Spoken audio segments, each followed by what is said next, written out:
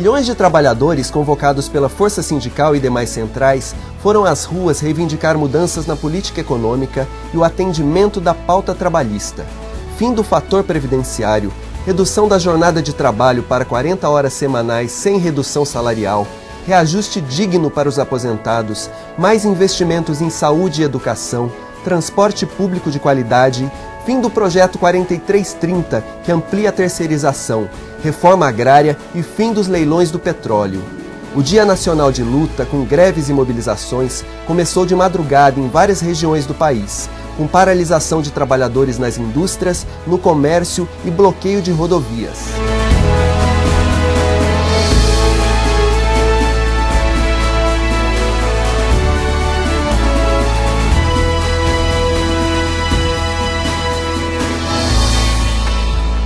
Dia Nacional de Lutas, um sucesso, paralisações como essa que nós estamos aqui na cidade de São Paulo, na Grande São Paulo, nas cidades do interior do estado de São Paulo e todo o Brasil, as principais capitais, as principais cidades do nosso país paralisadas, com greves, com manifestações, em defesa de uma pauta trabalhista. Essa pauta que inclui mudanças na política econômica, fim do fator previdenciário, redução da jornada de trabalho, melhoria na saúde, na educação, uma política salarial para os aposentados.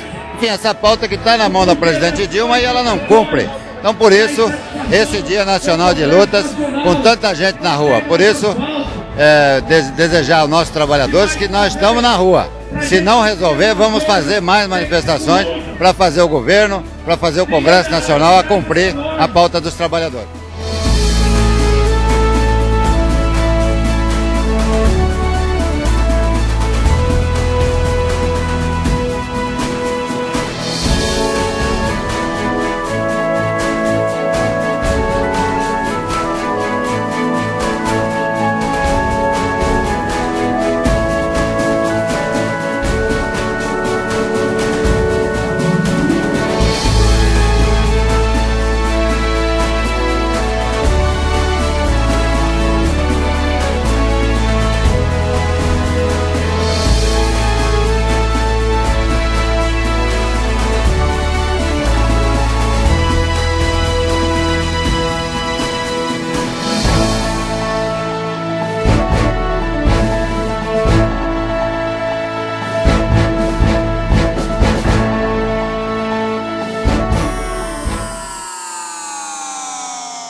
Oito centrais sindicais, entre elas a Força Sindical e a CUT, fazem nesta quinta-feira o Dia Nacional de Luta com greves e manifestações. O ato convocado pelos sindicalistas previu o bloqueio das principais rodovias do estado de São Paulo, das marginais e da Avenida Paulista. Você vai ver na reportagem de Jean Halp como as manifestações devem alterar a rotina da cidade e o deslocamento dos cidadãos de casa para o trabalho. A Força, a CUT e as outras 6 centrais sindicais querem que o 11 de julho seja um dia de reflexão e de luta pela pauta trabalhista. O fim das terceirizações, que hoje acaba com o direito dos trabalhadores, uma política de valorização dos aposentados que mais sofrem nesse país, uma política para a educação, uma política para a saúde, o transporte. A Força Sindical pretende fazer manifestações em 12 vias da Grande São Paulo. São elas: a Marginal Tietê, na altura da Ponte do Piqueri, a Marginal Pinheiros, na Ponte do Socorro, a Avenida do Estado, a Jaco Pêssego e a Radial Leste, e as principais rodovias de acesso à capital: Anchieta, no quilômetro 2,5, Raposo Tavares, entre os quilômetros 14 e 18, Anhanguera, Bandeirantes, Castelo Branco, Fernão Dias e Dutra. Nessas rodovias, os locais da manifestação não foram informados. As vias podem ser interditadas por 2 horas, a partir das 7 da manhã. Esta quinta-feira foi de manifestações em quase todo o país. O protesto foi convocado por 8 centrais sindicais e chamado por elas de o Dia Nacional de Lutas. O repórter César Menezes conta como foram essas manifestações em São Paulo. Antes mesmo do amanhecer, manifestantes já se reuniam nas ruas de São Paulo. Trabalhadores saíram cedo de casa para um dia de protestos sem violência. Mas em 2 cidades houve invasões. Em Mogi das Cruzes, na Grande São Paulo, centenas de metalúrgicos foram até uma unidade da Gerdau, derrubaram o portão e invadiram a fábrica. Depois de 40 minutos, o grupo saiu e colocou o portão no lugar. À tarde, a força sindical se comprometeu a pagar os prejuízos.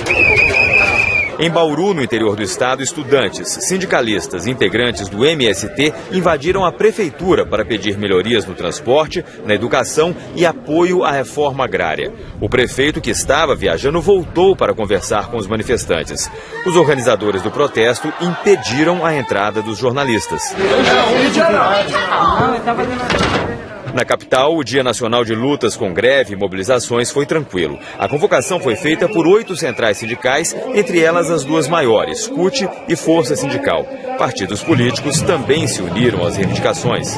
Em defesa de uma nova política econômica, do fim do fator previdenciário, da redução da jornada de trabalho, enfim, dessa pauta dos trabalhadores que levou milhões de pessoas na rua do Brasil hoje. Na cidade de São Paulo, os protestos começaram em diferentes pontos. Algumas avenidas foram temporariamente interrompidas, enquanto os manifestantes caminhavam de vários bairros em direção à Avenida Paulista. Faltam 5 minutos para o meio-dia e outros manifestantes continuam chegando agora aqui à Avenida Paulista. Neste momento, os dois sentidos foram interrompidos. O trânsito está fechado pela CET lá na frente, mas quem precisa passar, por exemplo, uma ambulância, tem a permissão tanto da CET quanto dos manifestantes. A Polícia Militar calcula que 7.000 pessoas tenham participado da manifestação. Eu estou lutando pelos meus direitos, como todo cidadão brasileiro. A parceria entre os sindicatos e a Polícia Militar conseguiu evitar problemas no trânsito. O transporte público não parou e o índice de congestionamento ficou muito abaixo do registrado em dias normais. O brasileiro não está dormindo, tá tudo acordado. Às 3 da tarde, as centrais sindicais decidiram encerrar as manifestações. Uma parte do grupo saiu em passeata até o centro da cidade e ficou por lá até o fim do dia. Durante o dia, protestos pacíficos bloquearam as principais estradas do estado de São Paulo. Por 6 horas, a rodovia Cônego Domênico Rangoni, que é um dos principais acessos ao Porto de Santos, ficou fechada. Na via Anchieta, também usada por muitos caminhões que seguem para o litoral, trabalhadores de montadoras fizeram passeata nos dois sentidos em São Bernardo do Campo. Aqui perto de São Paulo, o protesto parou a Via Dutra. Primeiro os manifestantes vieram pela pista sentido São Paulo. Agora fizeram a alça e estão retornando pela pista sentido Rio de Janeiro. E o trânsito aqui já está bloqueado, logo ali na frente.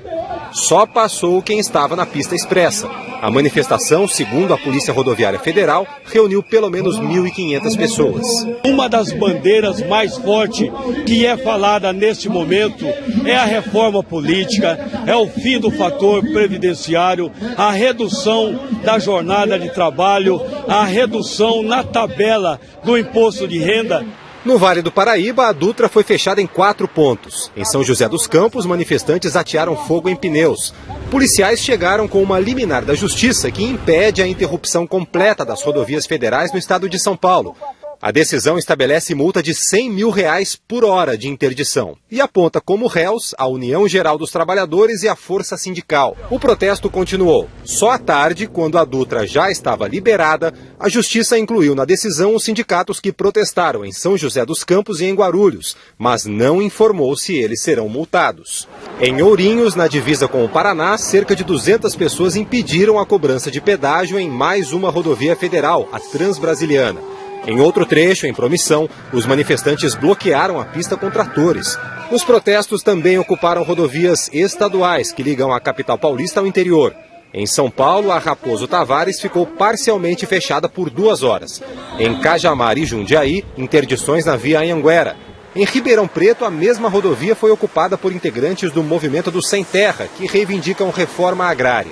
Em Mogi das Cruzes, a Ayrton Senna foi bloqueada no sentido interior.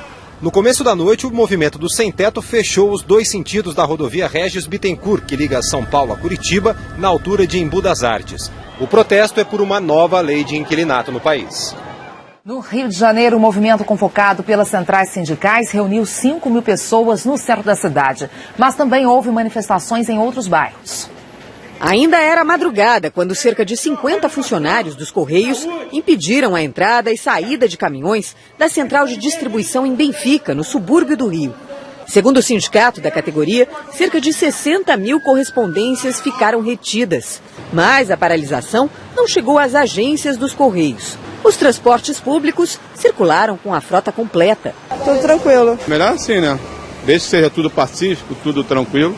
Na rede municipal de ensino, 8% dos professores aderiram à greve, segundo a Secretaria de Educação. Mas, pelos cálculos do sindicato, a adesão chegou a 80%. A maioria dos bancos funcionou.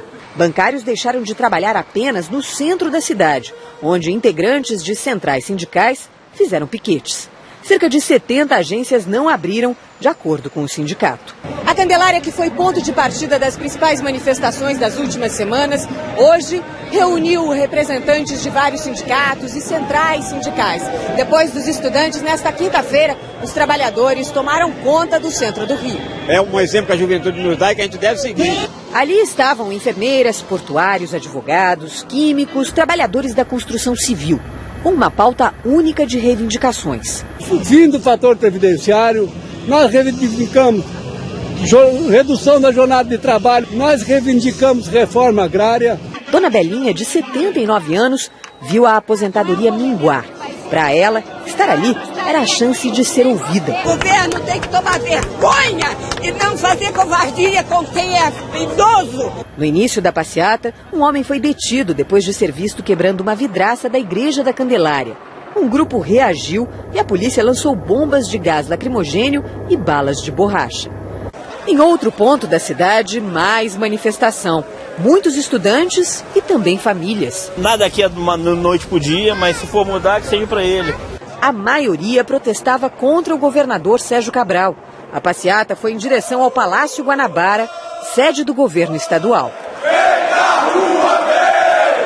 Segundo a polícia, 500 pessoas participaram desse protesto. Já o movimento, convocado pelas centrais sindicais no centro da cidade, reuniu 5.000 pessoas que tomaram a Avenida Rio Branco.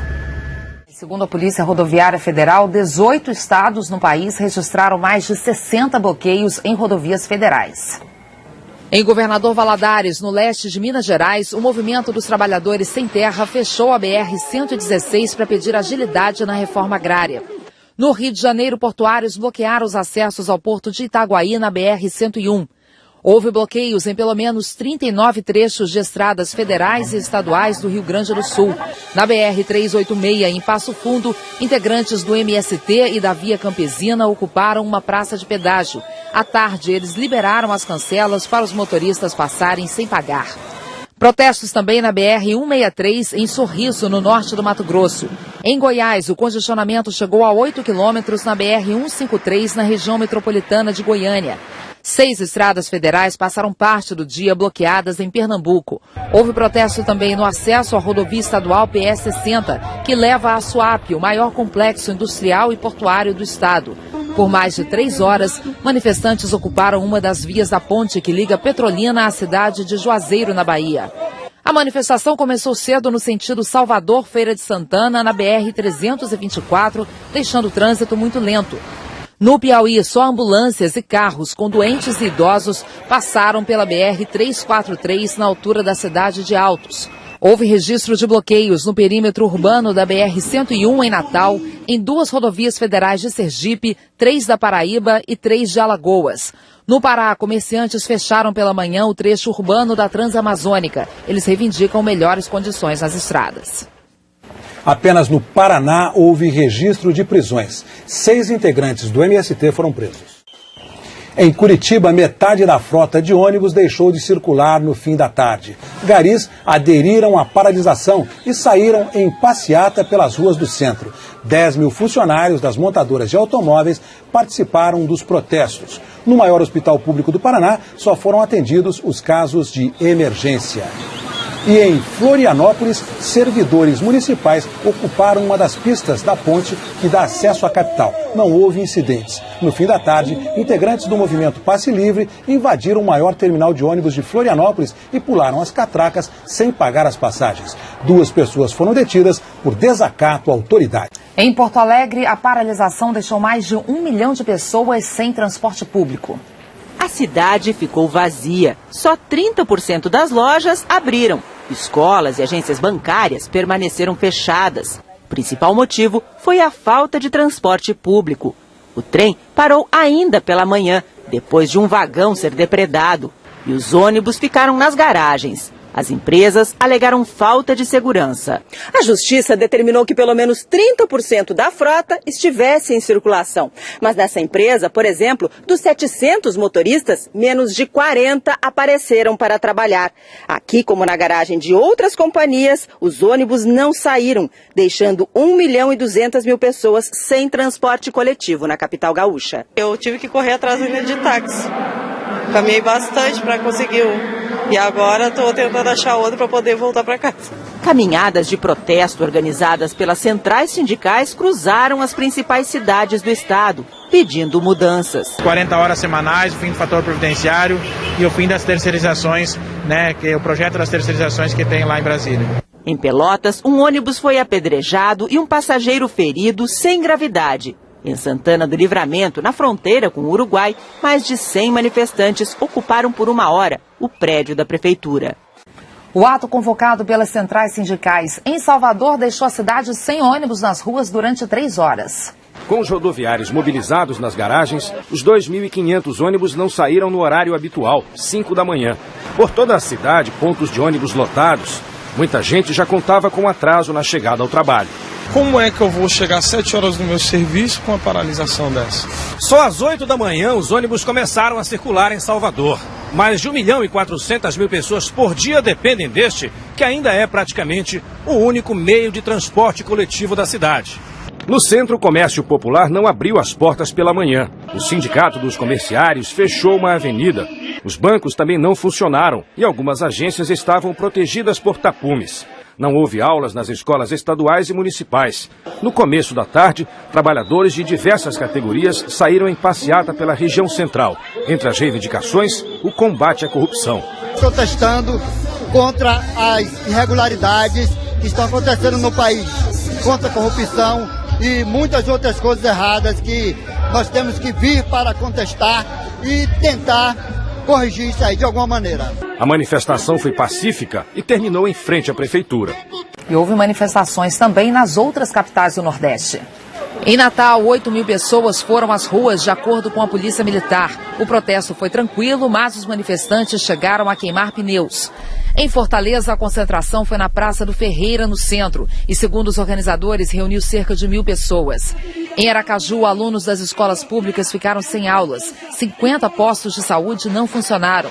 Em João Pessoa, os trens não funcionaram e as aulas também foram suspensas. No centro da cidade, lojas fecharam. Em São Luís, sindicalistas e trabalhadores fizeram manifestações no centro e no porto do Itaqui.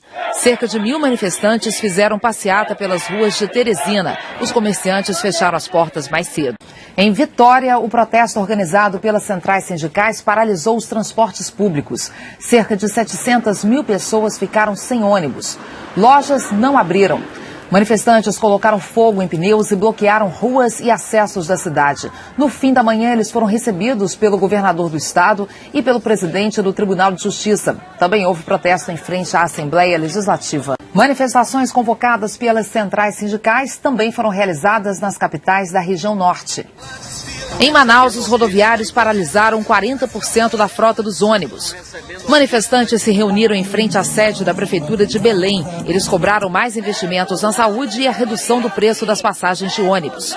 Entre as reivindicações em Porto Velho estavam o aumento das indenizações pela construção das usinas do Rio Madeira e a destinação dos royalties das hidrelétricas para educação, saúde e agricultura familiar. Houve protesto também em Rio Branco, Palmas, Macapá e Boa Vista.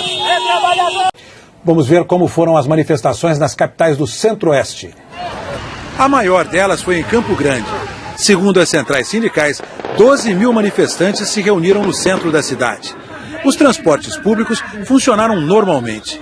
No fim do protesto, um grupo invadiu a sede do INCRA. Em Goiânia, o protesto reuniu cerca de 2.000 pessoas, segundo organizadores. Manifestantes ligados a sindicatos, centrais sindicais e grupos de trabalhadores rurais percorreram as principais avenidas do centro da capital. Em Cuiabá, segundo as centrais sindicais, 2.500 pessoas seguiram pelo centro histórico até a prefeitura. Em Brasília, trabalhadores sem terra bloquearam a entrada da sede do INCRA de manhã. Eles pedem a demarcação de novos assentamentos. Na esplanada dos ministérios também houve manifestação. À tarde, cerca de 1.000 pessoas, segundo a PM, caminharam até o Congresso Nacional. O protesto terminou no início da noite, sem tumultos. Os manifestantes deixaram agora há pouco o prédio do INCRA, que estava ocupado em Campo Grande.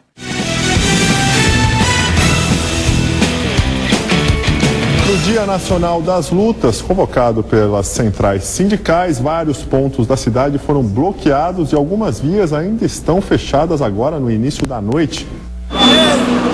Em Santo Amaro, na zona sul de São Paulo, a concentração dos trabalhadores começou ainda de madrugada, em frente a esta indústria metalúrgica. Aos poucos, os operários que trabalham em cerca de 10 fábricas da região foram se juntando.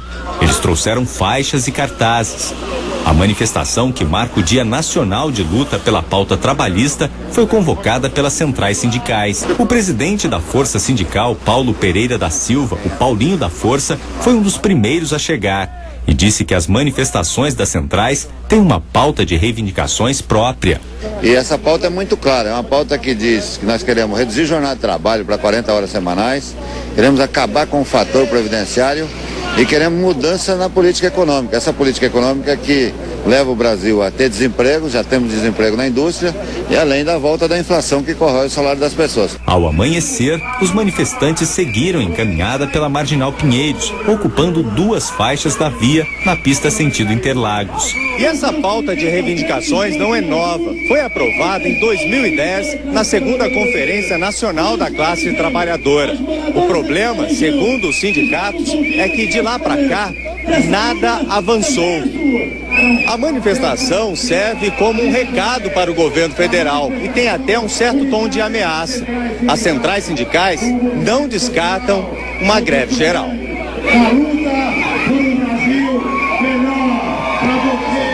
Vocês não descartam essa greve geral? Não descartamos, mas precisamos discutir, precisamos primeiro avaliar o que aconteceu no dia de hoje.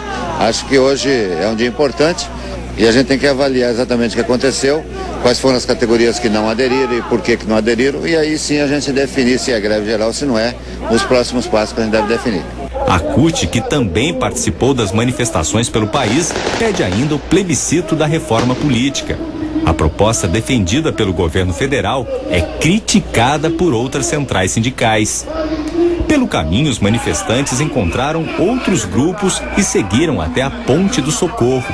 Algumas pessoas que iam para o trabalho pararam para dar apoio ao protesto. Eu resolvi parar porque a gente tem direito, a gente precisa ser ouvido mais pela política e tal. Apesar da ponte ter ficado completamente bloqueada por cerca de 20 minutos, os próprios manifestantes organizaram a liberação de 2 faixas, uma em cada sentido, para a passagem dos veículos. A polícia militar acompanhou o movimento. Ao mesmo tempo, um outro grupo dos trabalhadores da construção civil se reuniu na Ponte Estaiada. Saulo hoje não foi para o trabalho. Com a placa pedindo melhorias para o transporte público, ele se uniu aos manifestantes com a esperança renovada. A esperança é que o Brasil mude, né? Não só isso, as mortes que estão tendo aí também. Muitos pais de família estão indo trabalhar, não estão conseguindo voltar para casa. Eu sou pai de família, eu sei disso. Então é isso que a gente quer. A gente quer que o Brasil muda. Para que os trabalhadores demonstrem organização, demonstrem que não está contra a população. Força sindical!